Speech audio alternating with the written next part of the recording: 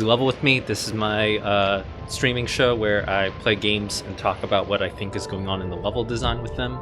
And right now we are in the middle of BioShock, kind of in the middle of I think the third or fourth chapter called Arcadia. And Arcadia is like a really big, meaty chapter in BioShock. Last week we did like the first section of Arcadia where you're just kind of walking around and figuring out what's going on. And then finally you find out what your objective in Arcadia is, which is you have to go to all these other places and like activate them. And once you activate all these other places, you can come back and come back to this like arboretum kind of thing and save all the trees. And when you save all the trees, the underwater city of Rapture will finally have oxygen again and everything will be okay. So let's go ahead and do that. One new mechanic that the Arcadia chapter introduces is this you invent machine. And here our objective is to invent this thing called the Lazarus vector right here. So this is kind of like BioShock's crafting system a little bit. What I do like about this is that it's instead of it being this like weird menu that you open up, it's like a themed vending machine, like a themed location, which means it can kind of add to the level design in this way. So you can see we can craft like other stuff too. I mean, I don't really have anything.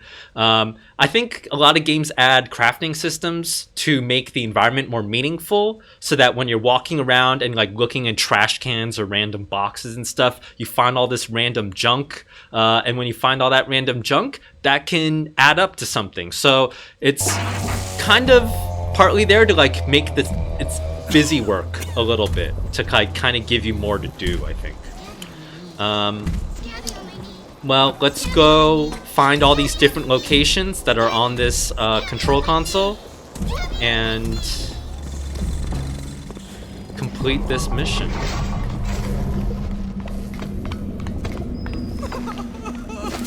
Oh. I guess I should change to my fire spell and ignite them all.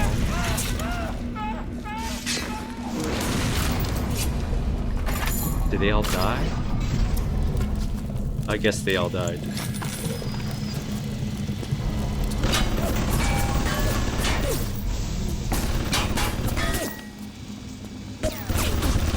Oh, what?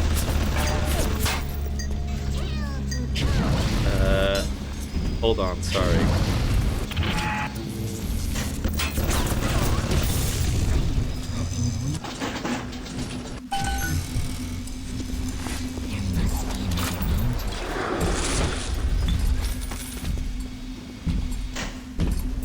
Is there an enemy camera here? Where's the camera?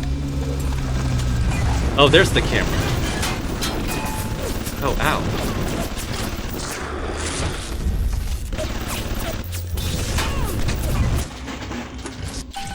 Okay, there we go. Who's shooting at me?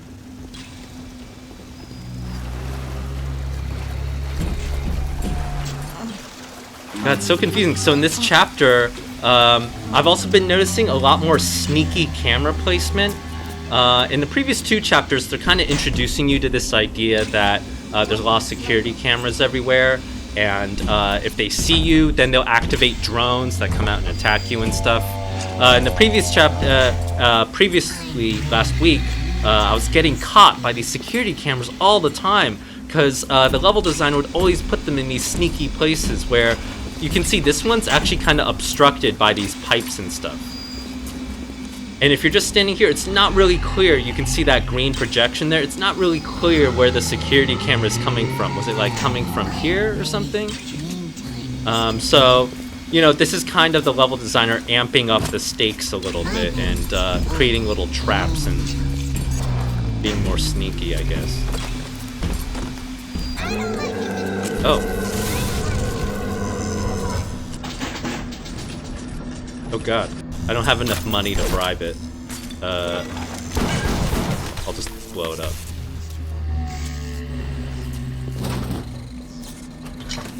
And in this playthrough of BioShock, I try not to play the hacking minigame just because it's kind of unpleasant to play. So if I have money, I'll buy something out. But if I don't have money, I'll just blow it up. Just like capitalism. That's how capitalism works. Let's keep going back here. Right now we're backtracking. Arcadia is a big place, but mostly rural. If you're looking for something in particular, I'd start at the farmer's market. So this is also the chapter where they're kind of making you navigate and use the map a lot. So to open the map screen, look like this. I think BioShock is unusual in a lot of from a lot of first-person games that aren't maybe in the immersive sim tradition, or maybe even unusual in the immersive sim tradition, where the map is actually kind of complicated, right? There's this annotated mini map here where I can zoom out and zoom in, right? And it's actually like really complicated. Place any other game or like an open world game, and the map screen won't be nearly as complicated. Partly because those are almost always like these open world games, right? So they can rely on this atlas metaphor. But when you're playing a game that's mostly about all these disconnected interiors, right? Look at how confusing this mini map is, right? It doesn't really help me, right? Or it kind of helps me, but I don't know. I think. But there's no buttons to switch floors, so that's why they had to move all the map locations into one screen. But it ends up being really confusing.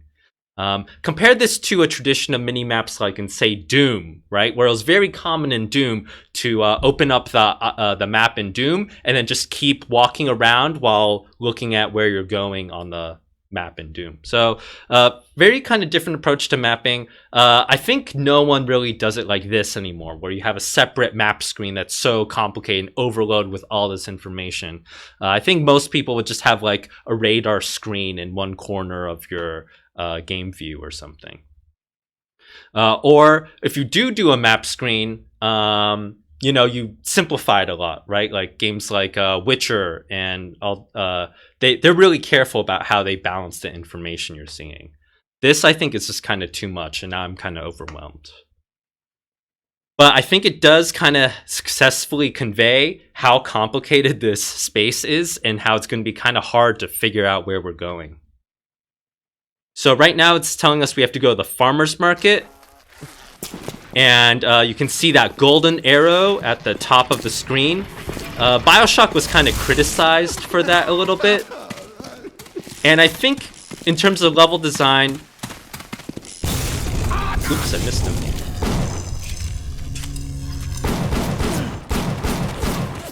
Oh my god, how did I miss him like 3 times?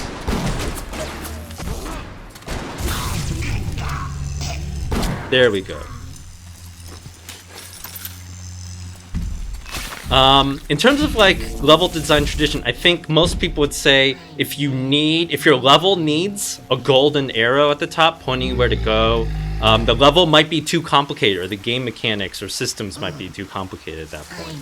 Oh, the level designer of this level that I'm like talking trash about is in the chat right now. Hey JP, what's up? I'll go there soon with Mr. Bubbles. So I have to follow this golden arrow to go to the market hall. Oh, the farmer's market. Okay, right there. I like that setup that just happened. Oops, where did I come from? Where I'm kind of ascending a little bit, and because I'm ascending a little bit, I'm already kind of primed to look up a little bit, and then I can notice, this farmer's market sign right here. So that's kind of a nice setup, and that's a common trick in a lot of level design, where you have a stairwell to direct the player's perspective up. It's maybe the only pretty stable way to force the player to look upwards.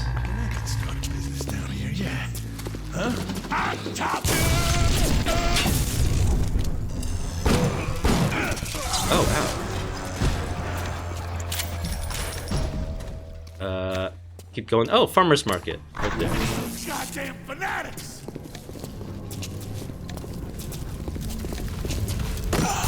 Oh, he was already dead. Oh my god.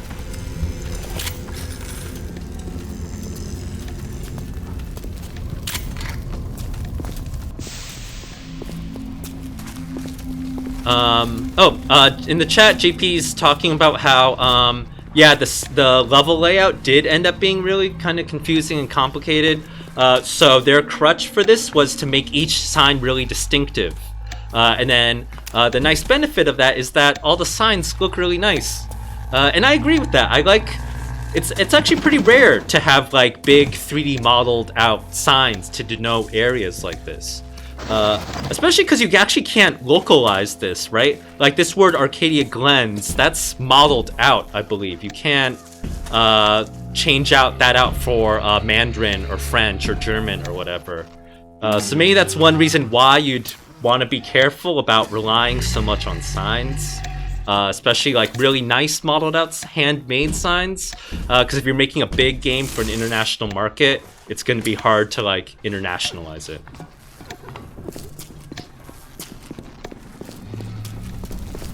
Keep going here. Oh, I like this atrium. Oh.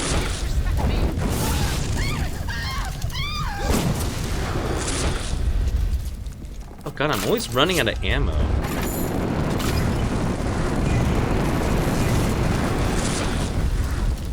How do I put an oil fire out? Okay, here we go. She's shooting fireballs at me. But she's up there. Oh, ouch! How'd you get there? Okay, whatever. I'll just run away.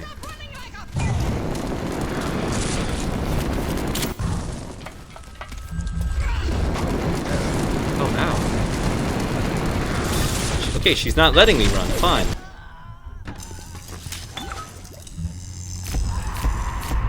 Ooh, flashback. And now we're entering an airlock, and now we're entering the next section. Which is kind of interesting, because up until now, we've never had to really backtrack through an airlock, I think. So it's kind of interesting that like right now we're entering the side area and we'll have to backtrack to save all the trees back in Arcadia. Ooh, let's look at the map here. Look at this layout, wow. I mean, one critique of this style of level design is that a lot of this is very like 90-degree angle-y a little bit. Like, because that's what's easiest to build in a level editor. And you'll see this a lot from this generation of level design, how it's still pretty much still on the grid and still follows like this orthographic kind of 90-degree cookie cutter kind of thing. And I think there's been like a really concerted effort in level design, maybe the last 10 years, to appear more like naturalistic, especially because level design now is so much more of like a world design, open world kind of mode here. So if you're designing an outdoor space, you would definitely not want it to have 90-degree angles and all these straight edges everywhere. But here, because Rapture is still this like very much interior man-made artificial space, I think it's still okay. Because when you're inside it, you don't really notice it all that much. What's out there? Oh, still some trees, still some captive trees trapped in their glass cases.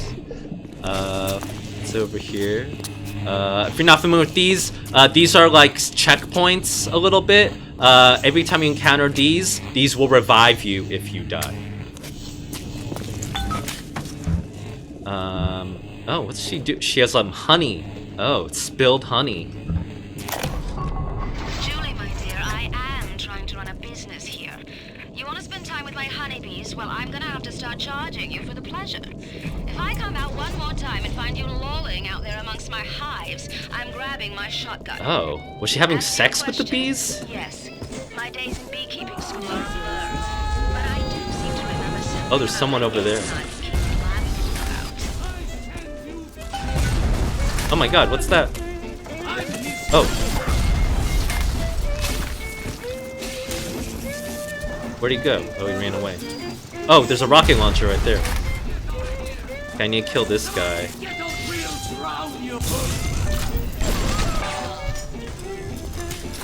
Okay. Oh, maybe he gave me enough money to buy out this rocket launcher. Let's see. Or maybe not. Maybe I'll just blow it up. No, I am playing on easy mode, so it's not really that challenging of a game right now. But if you were to play BioShock more earnestly, it would be presumably a lot more difficult. Ooh, proximity mines. God, I have no ammo on anything. Maybe I should just hit everything with a wrench.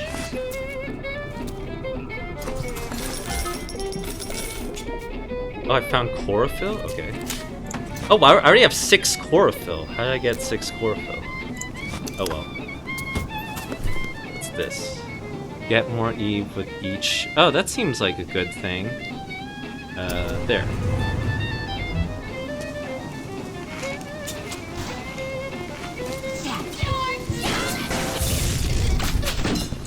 Oh no. I don't have any ammo.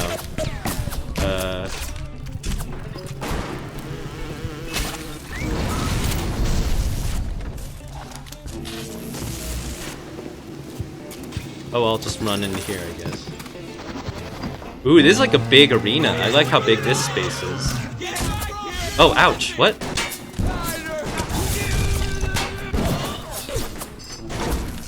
Who's shooting at me? Oh.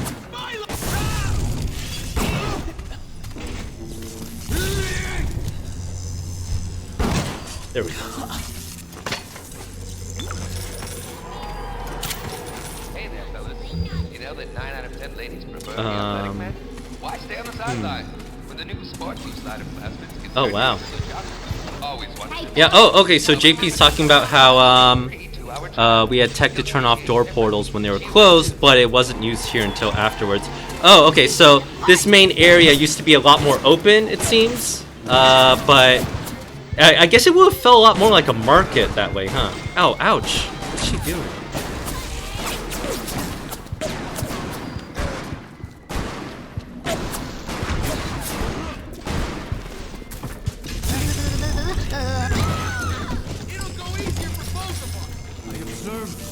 His commandments. Oh, these spawn more enemies as soon as I got here? Jeez.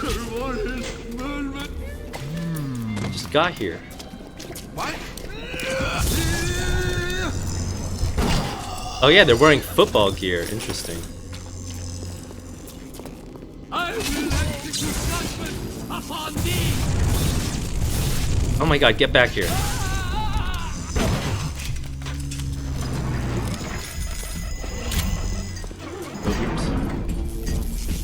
What were we talking about? Oh yeah, this big open area. So apparently it used to be much bigger and more open, but JB says that they only got some optimization tech into the engine later, where doors could block off visibility and turn off a portal so that wouldn't draw whatever is behind it. And that's like a very... Is there a monster around here somewhere? So that's usually, again, like a casualty of how we often do game production, right? We usually save optimization for something later in the process. So when you do develop those optimizations later, and you've already worked on an area like out of order, then it's kind of hard to figure out what to do.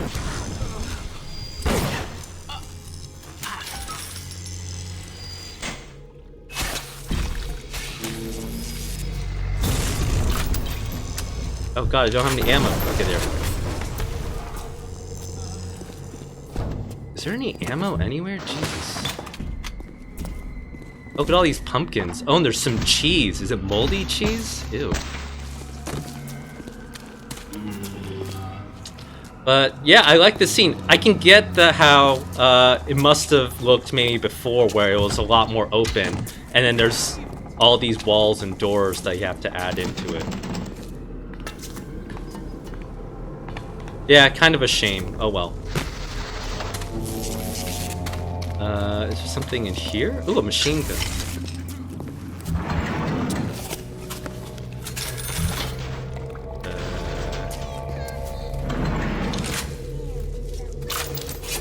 Even mild Oh, there's all these trip wires everywhere. It hurts. Just to breathe. Ooh, I like that little animation he did. He kicked away the crate he was sitting on. That's kind of cool.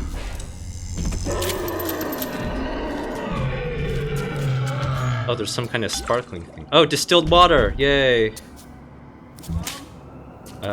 What else am I supposed to get? Can you come get me? I don't let you. Look at me. Maybe I'm supposed to go up here. Oh, JP's saying that when he kicked away the crate, that was like a pain in the butt to script, and it was very fragile and broke easily.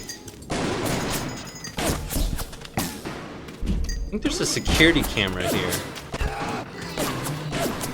Where's the security camera though?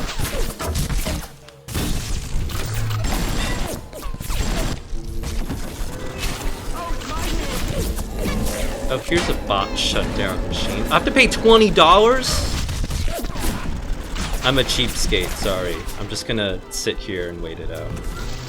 I don't get where the camera was though. That's kind of confusing.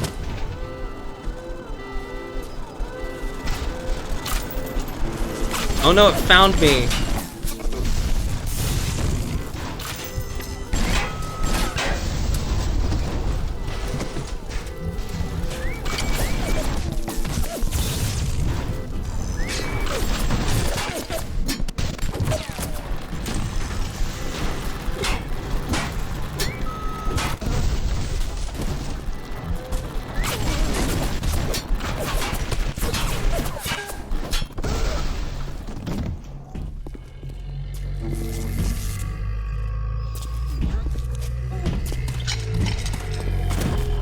Oh.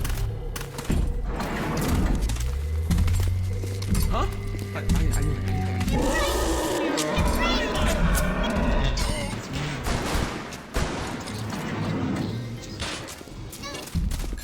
Get all this stuff.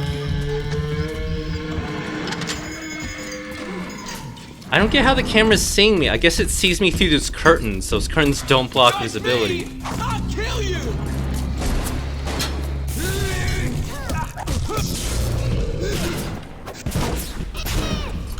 Ow, wait, why is he shooting me? I didn't do anything.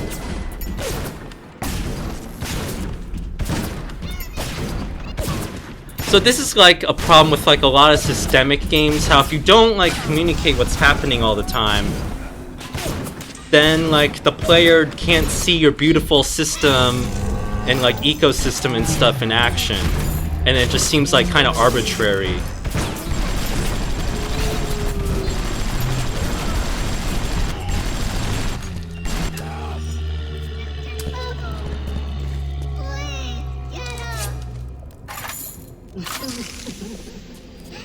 Oh, I think what happened was, oh, in the chat people are saying, someone hit me, and then, oh, I used my wrench, and then the shockwave came off, and then the shockwave got attributed to me when it hit someone else.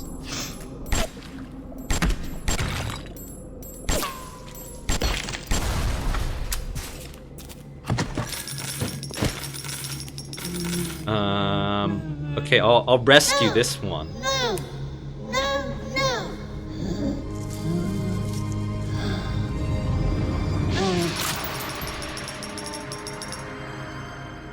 Thank you. Thank you.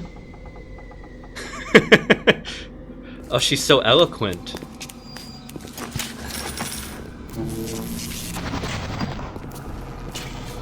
So where's the security camera that was seeing me? I still don't... Oh! Okay, there we go.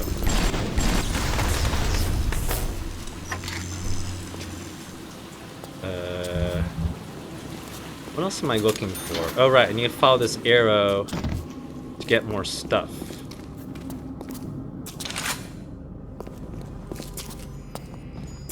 Oh, yay, more distilled water. Okay, go through here. Andrew Ryan asks you a simple question. Are you a man? I'll have to go in here. Okay. We can press H to get a hint. Oh, it'll tell you where you're supposed to go. Okay, that's neat.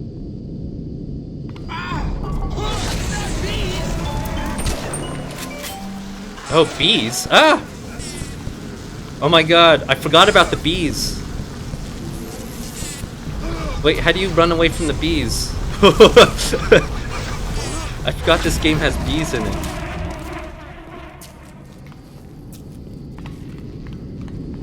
Okay, I need to get the bees. This is easily the best part of BioShock. Getting bees. Oh, do we get bees here? Where's the bees? Where's the bees? Oh, insect swarm. Okay. I'll get the bees there. Unleash insects against groups of enemies. Attack lots of enemies at the same time.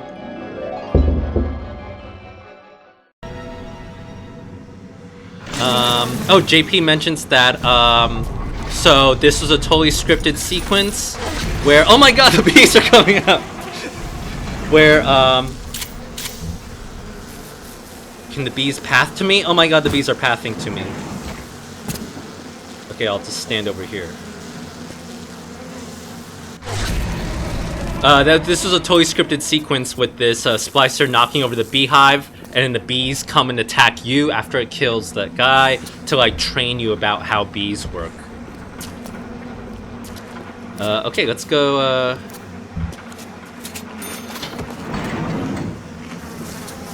Oh, smoker control. Oh, it smokes the bees out. And now I can run in and get something? But where is it?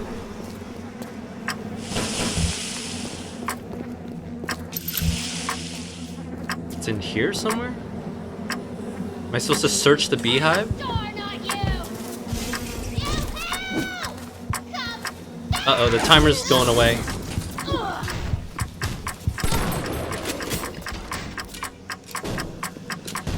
I'm too scared to go in there. There's a lot of bees. Look at all those bees. Okay. Let's, people in the chat are saying that the hand is disgusting. Yeah, I think if you have that, phobia of, like, holes and things, I forget what it's called, you will not, you probably don't like that hand. Sorry. Okay. Smoke those bees out. And grab that thing we were supposed to grab, but I don't understand what it was. Oh, the bees produce a special enzyme. Okay. Oh my god.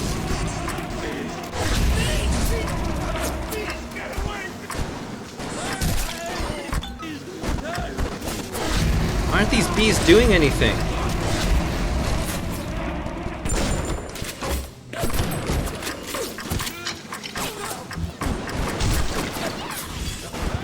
Oh my god, the bees are coming out.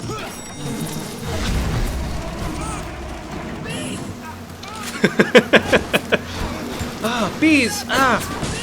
Ah, not the bees!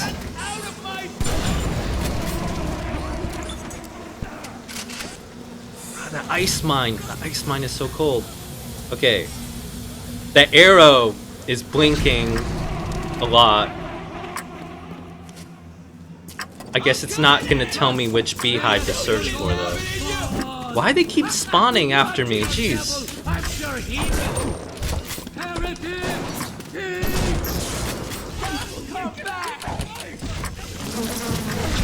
Just gonna launch some bees at it. I don't get where I'm supposed to go, or what I'm supposed to do. Supposed to grab this thing? Grab this thing?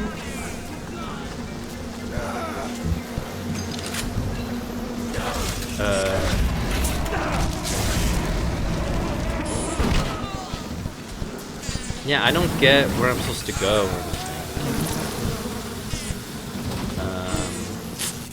Just to search this beehive? This beehive? This beehive? I already searched it. This beehive? Okay, there we go.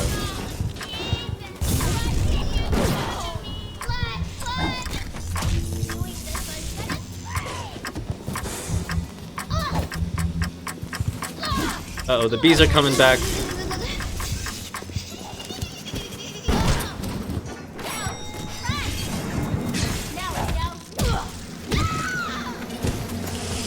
Okay, so I have to run back out there and then...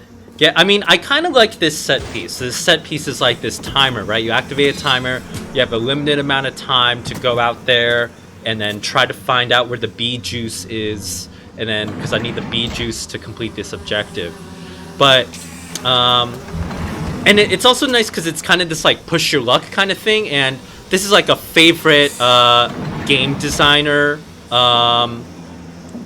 trick where you always just put a timer in, and the timer, even if in practice it gives the player a lot of time, just the presence of a timer is so scary and amps up the excitement a lot.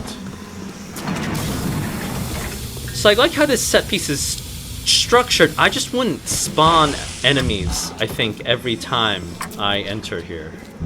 I just don't... It's pointing me over here?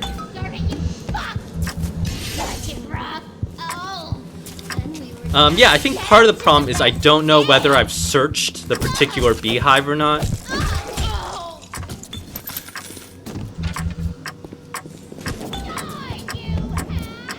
Oh, 6 of 7. Okay, almost. Okay, I found cell 7. Good.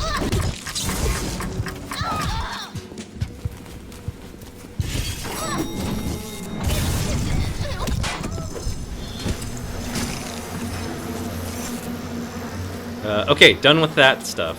Now, let's keep going. Go over here. Where am I supposed to go now? Distilled water can be found in the winery. Okay. The bottom of the ocean is our home, but it can also be a dangerous place. There's no arrow pointing me. Where's the winery? Okay, here's the winery. Ooh, I like that's kind of distorted through the glass. That's kind of nice.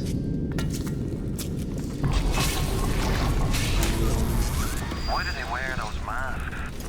Maybe there's a part of them that remembers how they used to be, how they used to look. And they're ashamed.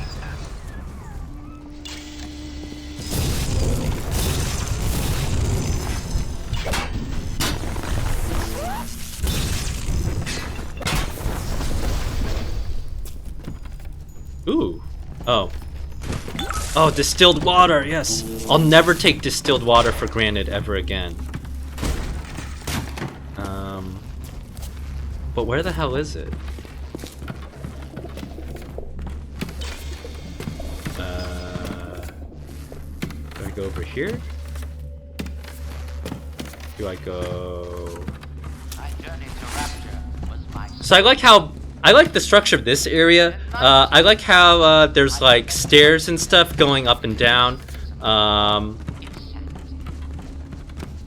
It's like a nice height variation, and it also kind of helps highlight how this is a bar. So it does kind of end up feeling more like this kind of like winery, you can imagine. I mean, if you've ever been to a winery, you'd know they're kind of like structured a little bit like this, where there's like a nice bar where you can like taste things, and then you take a tour. I took an amazing tour in can I? Oh, ouch. I took an amazing tour in the Champagne region, actually. You can like tour their champagne cellars, and there's actually this like roller coaster ride and like holograms and stuff. It's really cool. I was not paid by the French Tourist Board to say that. Oh, why is she just standing there? Oh god, what?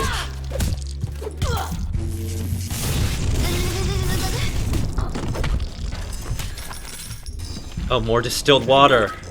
That's what I want, not ammo. I just want water.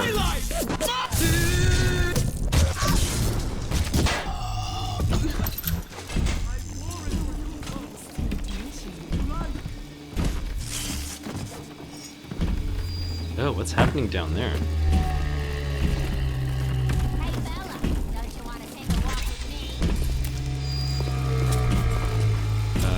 Okay.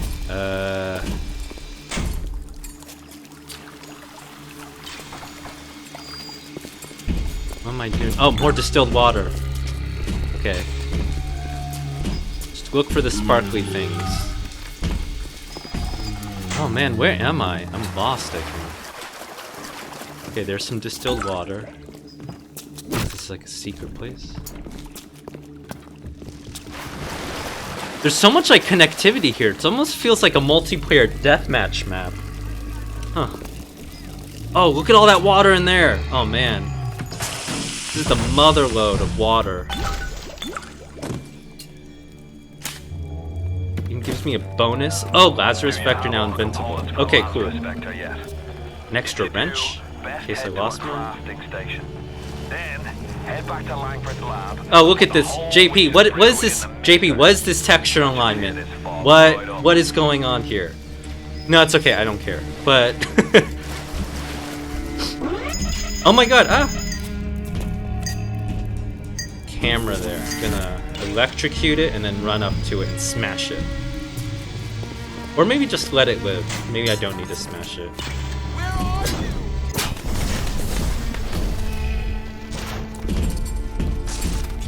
Oh. What's that guy's problem? Oh.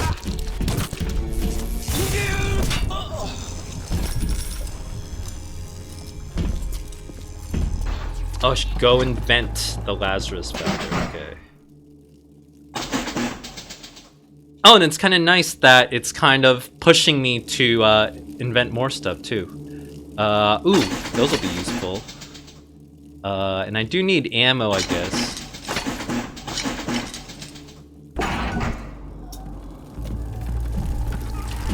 From the sounds of that you invent, I'm guessing you're the proud Where am father I? of a brand God. new Lazarus Vector. Now drop the Vector into a gadget called Central Misting Control. Then we'll be cooking with gas. I like how one thing I like about like when you're like designing specific places, you can kind of basically just reuse the same tile set you've been using everywhere, like wood, stone, and stuff, and then you just model like 3 props, like vines, a wine cask, and then like this wine case, this like all these wine shelves there, and now boom, it's a winery, right? These 3 props are what make this feel like a winery and make the theming work. So I kind of like that aspect. Ah!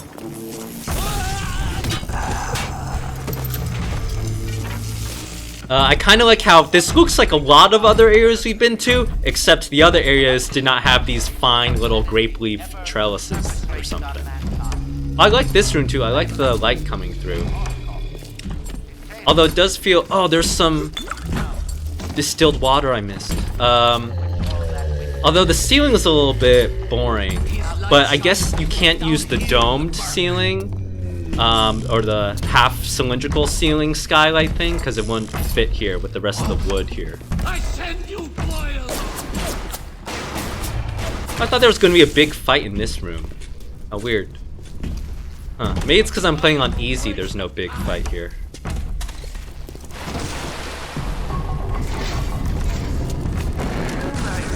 Oh, what? Ah! What was that about? Jeez. Is that scripted? For her to teleport there just to ignite this oil puddle?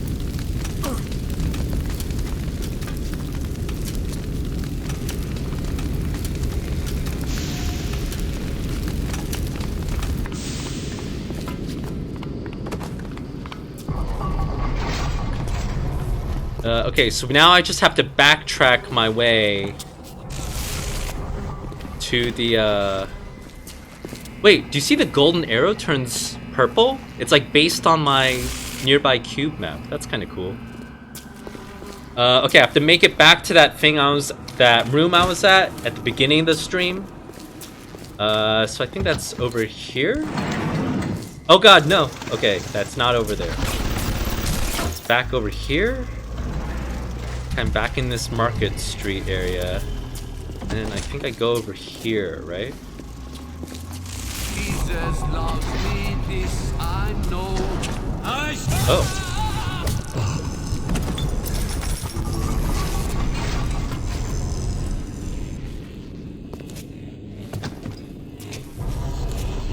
Oh, JP's saying that a lot of the scripting for when you're returning back from getting all that distilled water and stuff, a lot of it is optional. What do you mean by optional, JP? Is it random or is it triggered by something I would do? But that's kind of neat to like vary what each player experiences. That's kind of cool.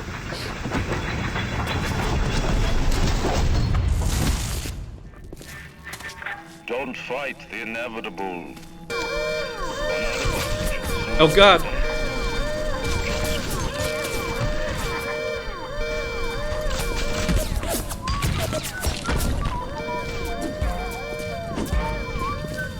No, he's sicking all the drones on me. Ah.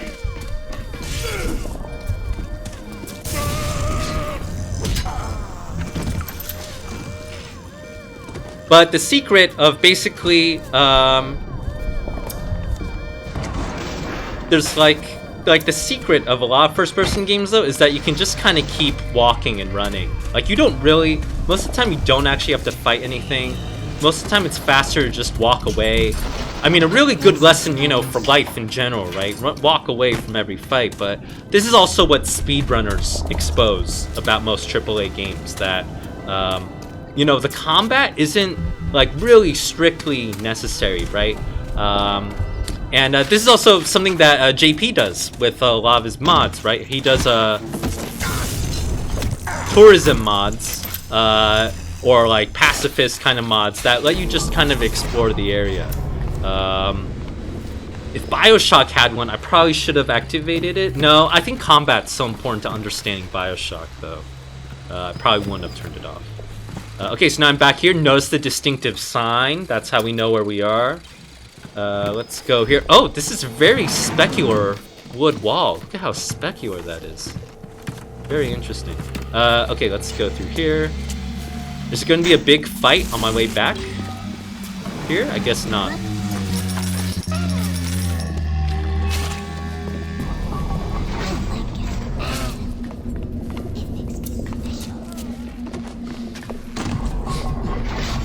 Let's go through here. Oh, there's someone here.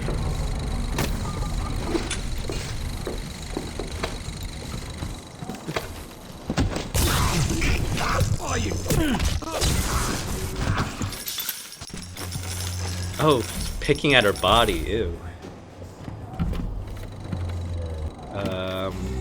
Oh, right, I'm supposed to go over here. And then, insert the, vector.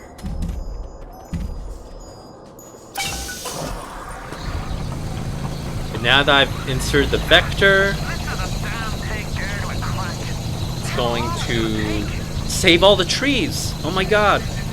It seems Julie's death didn't provide a clear enough lesson to you. And then you can see all the green. I fucking love when games have like pipes with like that you can see into the pipe, and then there's always like stuff and shit like flowing through there. It's like really silly, but like really cool.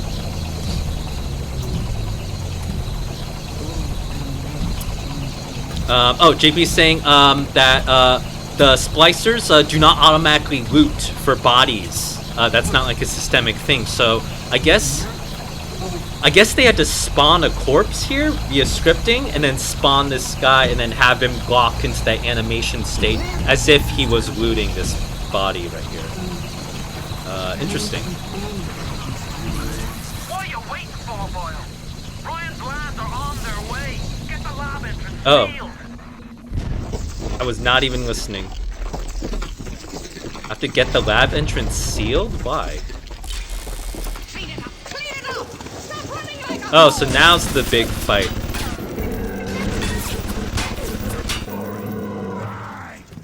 Oh, okay. Did you get that door closed? Good. That should buy some time.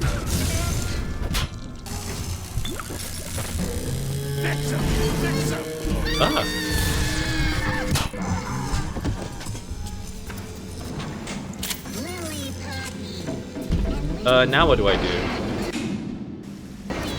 Didn't I already... Do I just wait now? So now it's like a defend the Alamo kind of thing, where I wait for enemies to spawn? I guess they'll spawn in that ceiling hole right there, that convenient ceiling hole. Oh, why is that still sparking? That's weird. I don't know what I'm supposed to do. Am I supposed to go back and hit that switch again? Oh no, I'm supposed to fight stuff. Oh, Christ! Here they come! Oh, it was letting me prepare this whole time? Get it now, parasite!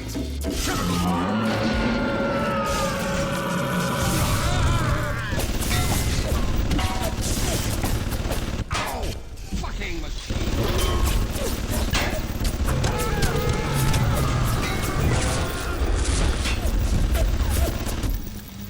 Oh, who's he shooting at? Oh my god, ah!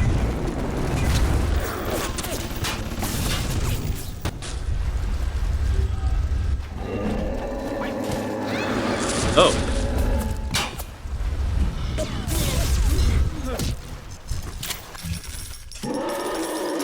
This is kind of fun, running around and stuff.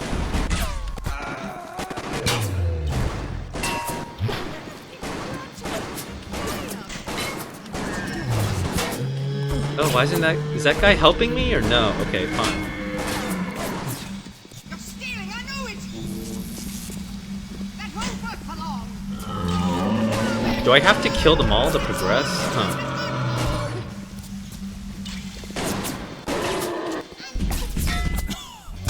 Oh, JP has some cool trivia for this door. Where it's like a particle effect parented to a track on an invisible skeletal mesh. So I guess there's a series of joints that kind of follow along this shape, and then that's how they get that kind of cutout effect.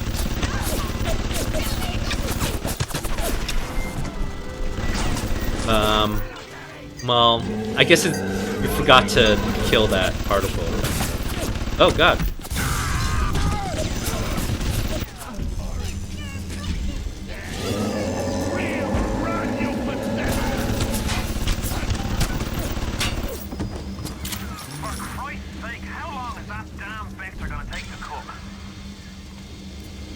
Oh. It's always interesting when NPCs say what you're thinking, like, oh, why is this taking so long? Or why is this part of the game so boring or dumb or whatever? I feel like it's anxiety on like the developer's part, where it's like, okay, we know players are annoyed by this, and we need to like tell them that we know.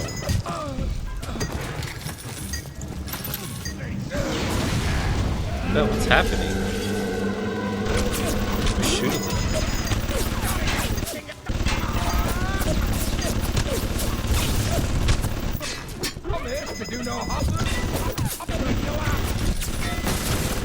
So yeah, I like this room. Well, I really like this bit right here. I like how like all these, like that's a nice bit where it's all these vents. All these vents and like pipes. Like it looks like it's part of like one machine or like setup. I'll often like critique like pipe placement and machine placement and stuff, but I mean it is kind of like an art form, I think, sometimes.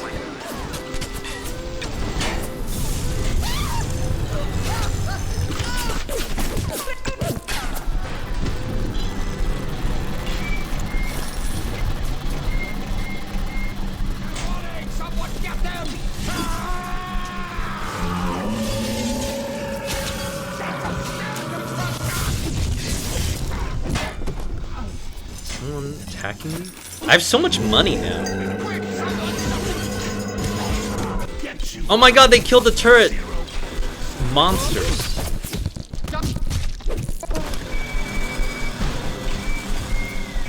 Yeah, get them, boys.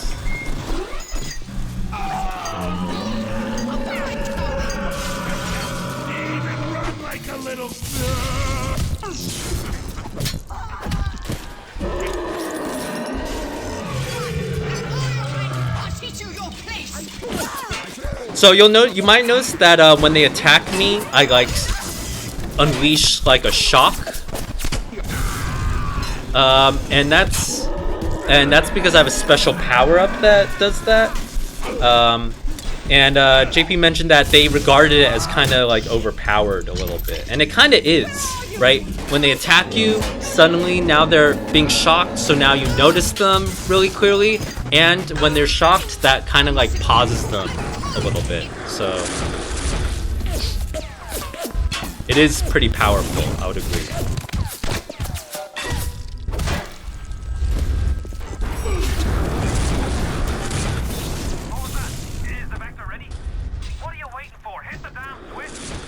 Oh, is she gonna follow me in here?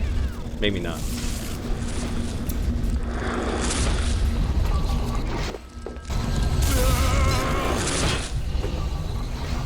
Oh, where'd he go? I do like that particle effect, like when they like materialize from their teleport. That's kind of cool. It's also like a good like readable kind of player feedback thing too. Also conveys that they're like rematerializing, right? Okay, now I push this button. Oh, look at all the trees! Oh my god! Deep breath and enjoy it. Then head over to Rolling Hills and get the bathysphere. Next stop is Ryan's house. I do kind of wish this balcony was closer to the trees. I want a closer look at the trees, but oh well. Yay! We saved everyone! Yay! So I guess that was like the boss fight of this Arcadia section. Oh, we haven't no-clipped at all. I haven't seen anything really to no-clip. Let's run around through here. I sent you a wee package through the pneumo. Not much, but every little bit counts.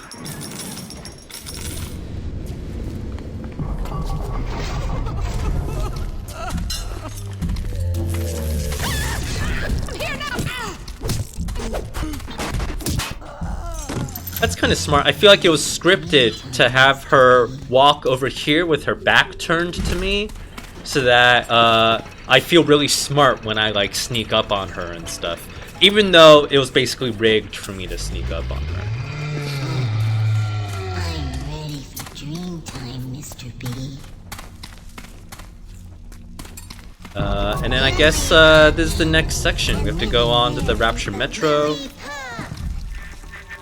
Why are you so resistant to the traditional methods of separating a man from his soul? You're not CIA, are you? You belong to Atlas. The areas green that weren't accessible before. I can't Yeah. seem to exterminate. Don't worry. I just So JP's talking about the transition they made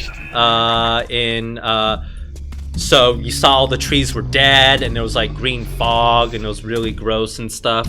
And then when I finally pulled that lever twice, when Mr. BioShock pulled that lever twice, suddenly everything is flourishing and healthy and stuff. And those big state changes were apparently part of the scripting tool set that they worked on really early on, when they had control over level-wide lighting and level-wide fog and stuff too. So I guess one lesson in that is that it's kind of important for you to iterate on some of your major tools from pretty early in development, so that you can kind of base a level around it, at least in part. Ooh, gift. Oh, it's empty. Timetable. Oh, I always like these little signs and stuff, right? Man, I like if you are aware of the designer Brendan Chung makes like religious use of in-world readables, where you can just walk up to the thing and read it. You don't have to like go into a separate screen to look at it or something. What am I doing now? Oh, this is a nice subway station. Oh man, those are really creepy. Those are kind of like sexual. It's a very, very fisty. Look at all those fists. God. Let's go over here. Oh, okay. And then here's the bathysphere. That'll take us to the next chapter. And then here, I think, well, let's look around here, and then we'll probably have to end for today. Let me activate all my no-clip stuff and fly around.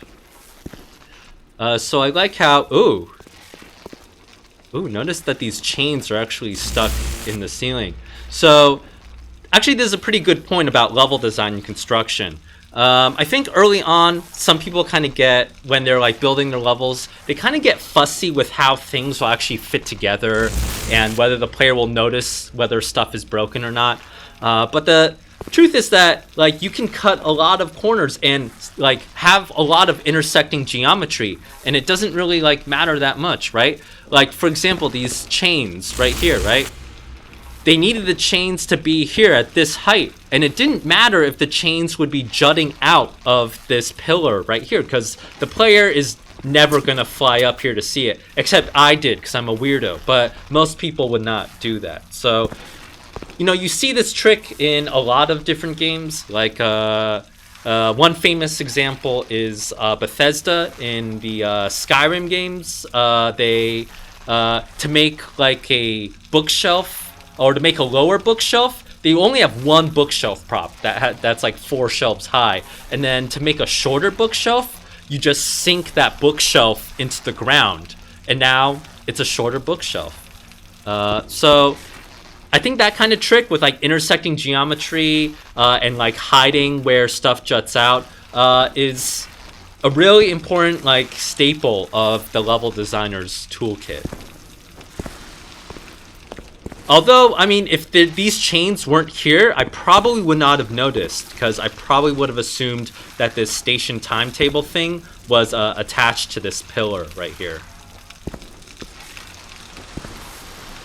But what I imagine maybe is that if you didn't have the banner here, it might have looked a little weird and a little empty. So if you didn't have that banner there, these chains would have helped really tie it all together. What else is going on here? Again, really like this fisty specularity here. I like the water flow decals here.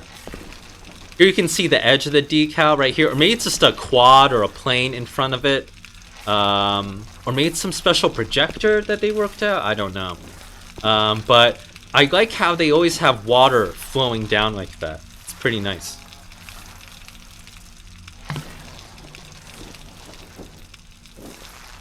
And then I like how it's like specular. Like the only way, like the water is very subtle. The only way you can see the water there is, I mean, there's like a dark smudge. That's kind of weird. It looks more like oil, really. It looks very viscous.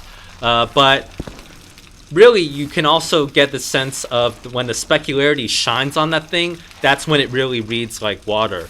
I think in video games, there's a tendency that you're always scared that the player won't be able to read something, that they'll look at this and they won't know that this is stone or rock or whatever.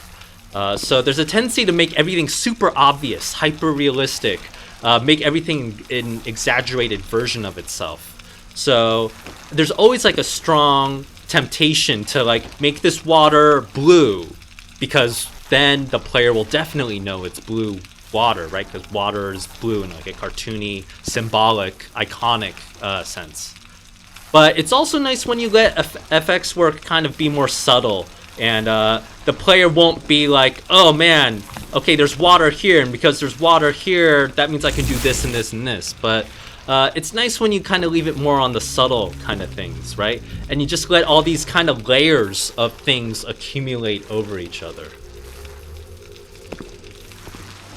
What else? This is a very nicely done little room. Maybe it was, I'm not sure if it was copied and pasted and shared between the other sections of the game. Because it doesn't feel especially like an arboretum. I mean, although there are more plants. I don't know, maybe. What else is going on here? Let's see. I think that's pretty much it that I care to comment on right here. Ooh.